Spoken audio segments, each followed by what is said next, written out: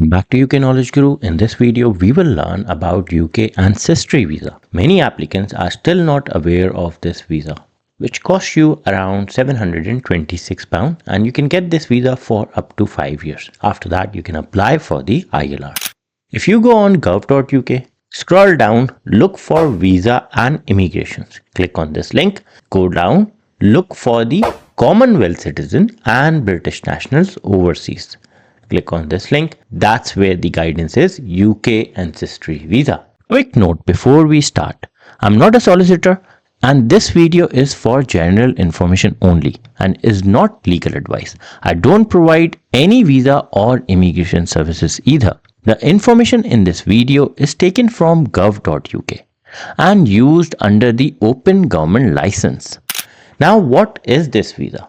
For this, we'll quickly jump on Immigration Barristers Richmond Chambers website, where they have published the recent article on 20th April 2026.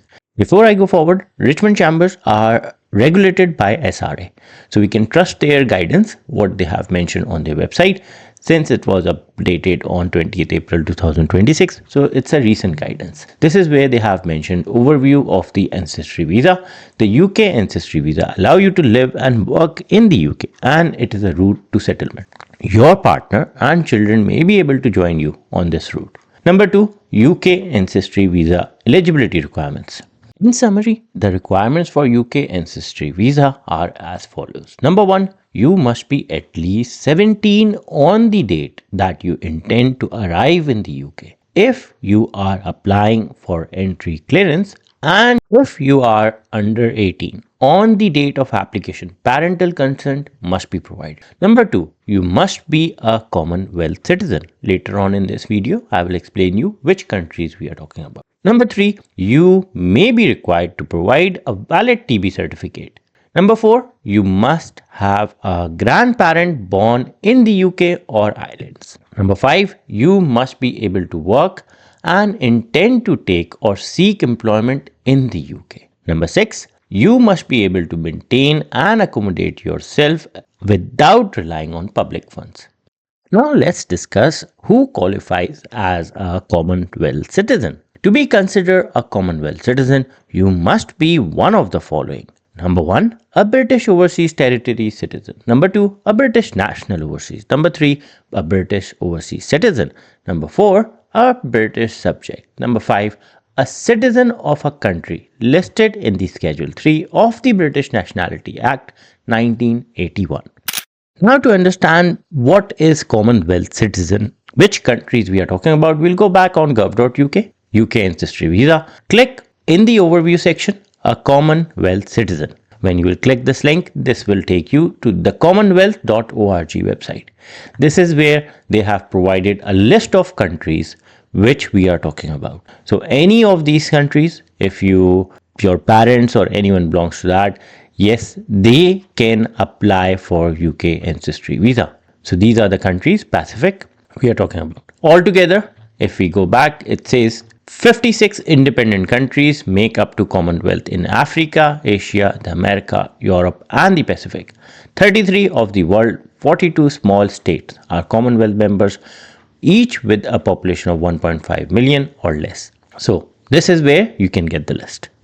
So if we discuss the financial requirement for UK Ancestry Visa, according to the website, the Home Office guidance states, there is no set level of funds the applicant must hold, but they must show they can maintain and accommodate themselves and any family members applying to join or remain with them in the UK without access to public funds. Further, how to prove UK ancestry for a visa application? You must show that one of your grandparents was born in the UK, in the Isle of Man, in the Channel Island, in Ireland, if born before 31st March 1922, or on a British owned or registered ship or aircraft. Your grandparent can be your blood grandparent, or if you or your parents were adopted. The adoption process must be valid and recognized by UK law.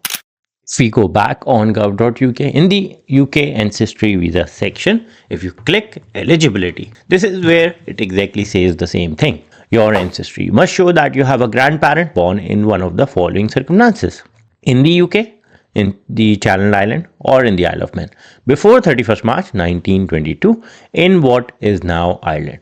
You can claim ancestry visa if you or your parents were adopted. You can claim ancestry visa if your parents or grandparents were not married. You cannot claim UK ancestry through step parents. Now, if we check on documents which you need to provide, it clearly states when you apply, you will need to provide a current passport, your birth certificate, full birth certificates of the parents and grandparents your ancestry claim is based on. Next is evidence that you are planning to work in the UK. For example, job offers you have received, or you have a business plan if you are self-employed. Evidence such as bank statement that prove you can support yourself and any dependents in the UK. It must be dated within 31 days from when you submit your application. Depending on your circumstances, you might also need to provide evidence that your parents or grandparents have changed their name since birth. Legal adoption papers, your TB results, proof of your relationship with your partner if they are applying with you. Now the question is how long this will take. So if we go back, this is where it says the earliest you can apply is 3 months before you travel. You should get a decision on your visa 3 weeks when you apply from outside the UK. You may be able to get faster decision if you pay extra. The most important thing which many applicants do ask, what about IHS? IHS stands for Immigration Health Surcharge. It clearly states on gov.uk.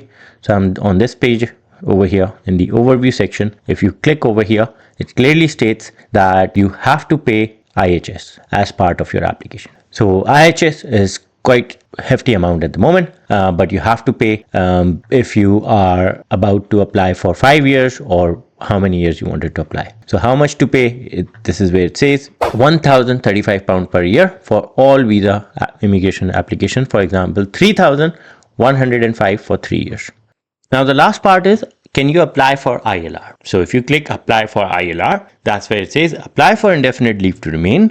You may be able to apply ILR if you have spent 5 years in the UK on UK Ancestry Visa. So let's suppose you arrive UK and you have stayed in the UK for 5 years, then yes, you can apply for ILR. After that, you can apply for the British citizenship as well.